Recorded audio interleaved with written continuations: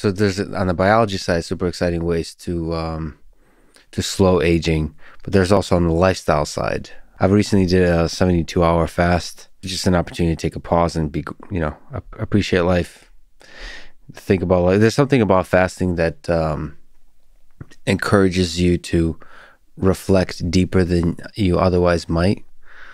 The time kind of slows, and you also realize that you're human because your body needs food, and you start to see your body is almost as a machine that takes food and produces thoughts. and then ends brief. I mean, you start to depending who you are.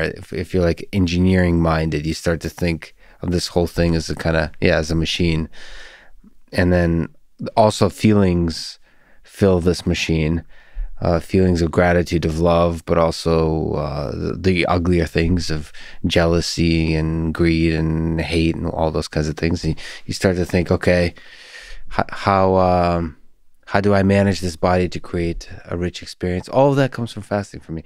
Anyway, but there's also health benefits to fasting. I intermittent fast a lot. I eat just one meal a day most of the time. Is there something you can say about the benefits of fasting in your own life and in general, the anti-aging process? Well, you're a philosopher too. Awesome. Sorry, I apologize. No, I'm impressed. True Renaissance man. It's a joy to be here.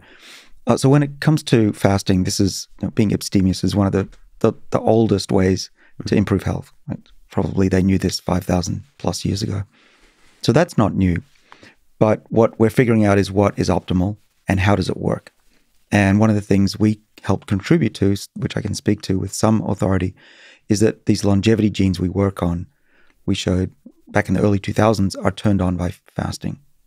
And at least in yeast, we were the first to show that how calorie restriction fasting works to extend lifespan. And that was the first for any species. Something similar happens in our bodies. When we're hungry or put our bodies under any other perceived adversity, such as running, our bodies think, wow, we're getting chased by a saber-toothed cat or something. If we're really hot or cold, these probably also work to put our bodies in this defensive state, to activate these genes in the way that whales do and mice don't. And so hunger is the best way to do that. In fact, I don't think you have to feel hungry. You can get used to it. But if there was one thing I would recommend to anybody to slow down aging would be to skip a meal or two a day. Now, it doesn't mean you don't have to live well. You can go out. I go to restaurants. I eat regular food. I try to be as healthy as possible. But I've gone from skipping breakfast most of my life now to skipping lunch as well. And I have my physique back that I had when I was 20. I feel 20 mentally. I'm much sharper. I don't feel tired anymore. I sleep well. So I'm a huge fan of the one meal a day thing. Mm-hmm. Where I'm not good at is going beyond one day. But if have you ever fasted days, longer than 24 hours? I tried doing 2 days. I might have made it to the third and given up. I just find that I don't have a lot of willpower. I also hate exercise, so I'm not sure how long I'm going to live. But I've managed to do one meal a day. So if I can do that, seriously, anybody can do that. To your listeners and viewers, I would say, don't try to do it all at once. You can't go from snacking and eating 3 meals a day to what I do easily. Work your way up to it, but also compensate with drinking. If you like tea, if you like coffee, put some milk in it. That's fine. You can fill your stomach up with liquids. Diet sodas, I get criticized for drinking, but I'm going to continue to have those.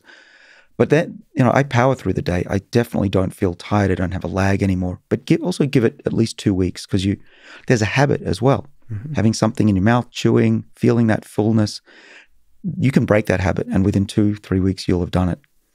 Absolutely. So I'm not actually even that strict about it. You said diet soda. People are very kind of weirdly strict about fasting, the rules and fasting. Like, for example, I drank element electrolytes when I was fasting, and that has like 5 calories.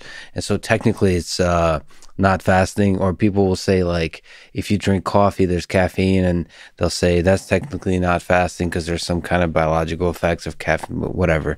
Of course, there's like biological benefits that you can argue about, but there's also just experiential benefits. Just calorie restriction broadly has a certain experience to it that, like, for me personally, just as you said, has made me feel really good. That said, like, especially I've gained quite a bit of weight, like maybe even like 15 pounds, something like that, since I moved to Austin, Texas.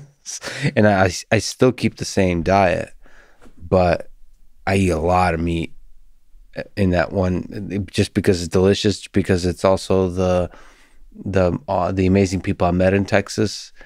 It's just, there's like a camaraderie, a friendship, a love to the people that like makes you really enjoy the atmosphere of eating the brisket and the meat. Is this Joe Rogan insisting? Joe is, I mean, it's very different. Joe loves bread and pasta. Like, he knows that his body feels best doing keto or carnivore. So that's what he usually tries to stick to. But he also does not hold back, and he'll just eat pasta when there's pasta, and he sort of enjoys life in that way. I don't know how to enjoy life in that way. I also love pasta, but I'm just not going to enjoy it, because I know my body ultimately does not feel good with pasta. So it's a funny kind of dichotomies. I would like to cheat, I guess, by eating more meat than like overeating on the things that I know my body feels good on, as opposed to eating stuff I shouldn't, like cake and all those kinds of things. I tend to find happiness in overeating the good stuff versus eating the bad stuff, and that's the kind of balance. He's like, fuck it. Every once in a while you got to enjoy it, and then also coupled with that for him is just exercise, like then faces demons the next day and just like burn a huge amount of calories, which is, I mean, whatever's up with that guy's mind. there's a ability to fully experience life, which is represented by the pasta, and the ability to just like fight the demons, which is represented by all the crazy kettlebells and running the hills and all this kind of stuff that he does. That takes a lot out of you, doing that kind of insane exercise. And I think I'm more like you, or at least towards your direction, is like, I really hate exercise. So I do it, but I really hate it. And so it's a balance that you have to strike.